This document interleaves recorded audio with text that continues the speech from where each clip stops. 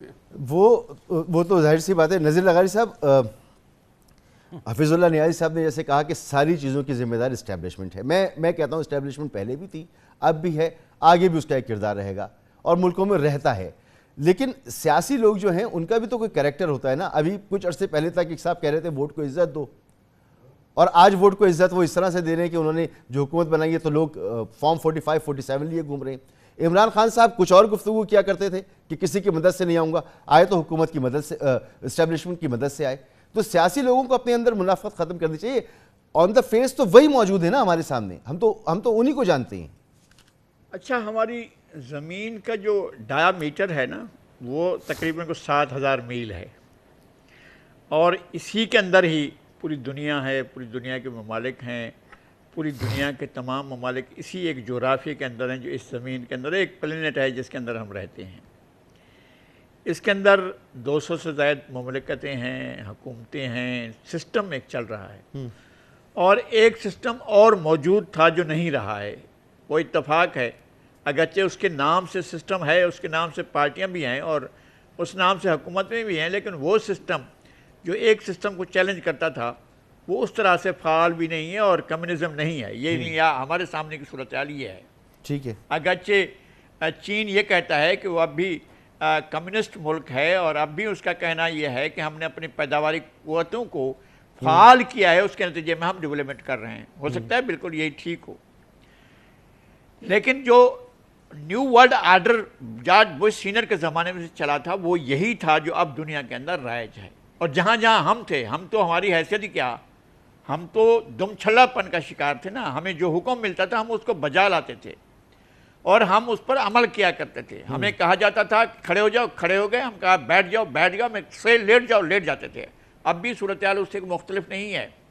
ہمیں کہا گیا کہ تم ایک دیوار بنا دو مغرب میں اور ایک دیوار بنا دو مشرق میں، اور کھڑے ہو جاؤ جم کر کمیونزم کے خلاف اور چین اور روس کے خلاف. ایک طرف سینٹو بنا، ایک طرف سیٹو بنا. ایک طرف جو ہے پاکستان، ایران، ترکی، اپنا عراق، یہ اتحاد بنا. ایک طرف مشرقی پاکستان، برما اور تھائی لینڈ اور فلپائن، یہ اتحاد بنا. اس طرف بھی اور اس پر طرف بھی ہمارے فوجی اتحادوں کے ساتھ امریکہ تھا، برطانیہ تھا، فرانس تھا، اور اس کے علاوہ کینیڈا تھا، آسٹریلیا تھا، اور ہم تھے ادھر بھی اور ادھر بھی. برطانیہ بھی ہمارے ساتھ تھا اور سینٹو اور سیٹوں میں بھی ساتھ تھا. اور پھر ہم کیا ہوا، پھر ہمیں کہا گیا گرم محاذ میں کود جاؤ، اور سینٹرل کمان کے ہم پہلے محبوب نظر بن گئے، اور ہم نے ڈیگو گارشیا سے ہدایت لینا شروع کر دی، اور ہم نے یہاں پر حکومتوں کو الٹنا پلٹنا شروع کر دیا. آپ کا کیا خیال ہے کہ جو الٹ پلٹ ہوتی ہے وہ ہماری منشا اور ہمارے ووٹ کے ذریعے ہوتی ہے؟ آپ کا خیال ہے کہ بھٹو صاحب کا جب تختہ الٹا گیا تھا تو اس میں ہمارے لوگوں کی جدوجہد کے نتیجے میں ایسا ہوا تھا یا پی این اے کی موومنٹ کے نتیجے میں ایسا ہوا؟ سر اس تمام تجربے کی روشنی میں آگے کیا دیکھ رہے ہیں؟ میں اسی طرف جا رہا ہوں. جو کچھ آپ کے ہاں ہوتا ہے وہ ایک بہت بڑے کھیل کا حصہ ہوتا ہے. اب بھی اس وقت اب بھی آپ کھیل کا حصہ ہیں، آپ کسی کھیل کا حصہ ہیں.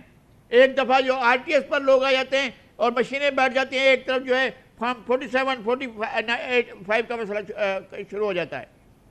آپ جو ہے فارم 47 اور 45 لے کر آتے ہیں کہ جناب یہ مسئلہ پیدا ہو گیا. پچھلی دفعہ والا تھے فارم 45 آر ٹی ایس مشینیں بیٹھ گئی تھی، وہ اس کے ذریعے لائے جاتے تھے. اور جہاز چلتے تھے، جس کے جہاز چلتے تھے وہ اپنے گاؤں میں جا کر بیٹھ گیا ہے.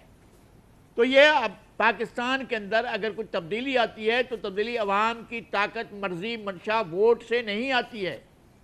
وہ تبدیلی ایک بہت بڑے ایک عالمی کھیل کا حصہ ہوتی ہے. کیا آپ کو آنے والے مہینوں میں تبدیلی نظر آ رہی ہے پاکستان کے اندر؟ حکومت و دباؤ میں نظر آ رہی ہے؟ میں حکومت دباؤ میں آ رہی ہوگی یا حکومت پر دباؤ ہوگا، لیکن مجھے سر دست تبدیلی اس وقت نظر نہیں آ رہی ہے. مجھے نہیں نظر آ رہا ہے کہ ان کو ایسی ضرورت پڑی ہے، خاص ضرورت پڑی ہے. انہیں پاکستان کو جس سمت میں لے جانا ہوگا اسی طرف کو لے جائیں گے. تو کس سمت میں جاتا نظر آ رہا ہے سر؟ لوگ کنفیوز ہیں اس وقت کہ ہوگا کیا؟ لوگ کنفیوز سے زیادہ لوگ پریشان ہیں. لوگ پریشان ہیں. لوگوں کی زندگی اجیرن ہے. ان کو پتہ ہی نہیں ہے کہ وہ کس کھیل کا حصہ بن گئے ہیں. ان کو معلوم ہی نہیں ہے کہ ہمارے حکمران کیا کھیل کھیلتے ہیں.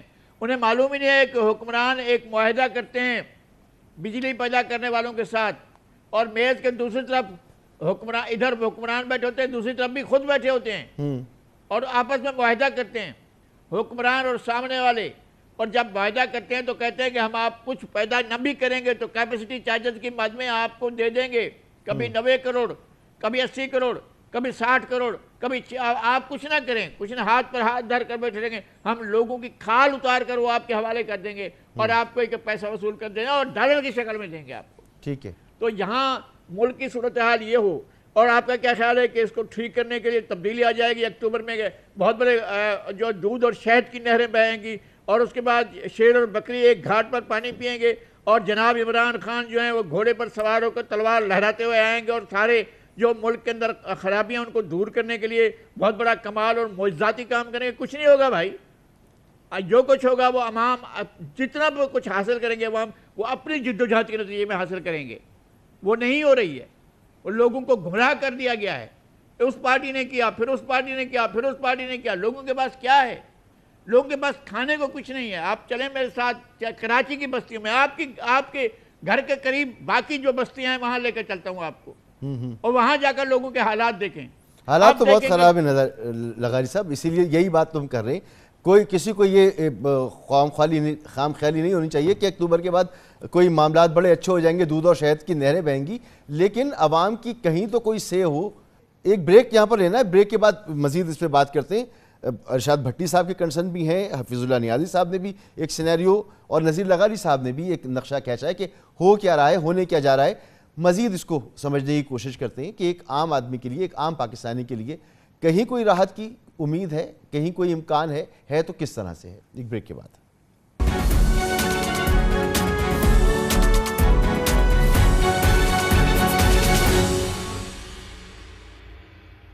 Welcome back. بہت ساری تھیوریز ذہنوں میں ہوتی ہیں، کہیں سازشی تھیوریز ہوتی ہیں، انٹرنیشنل تھیوریز ہوتی ہیں. پاکستان میں ملک کے اندر کئی سازشیں جنم لے رہی ہوتی ہیں، ان کا ذکر ہو رہا ہوتا ہے.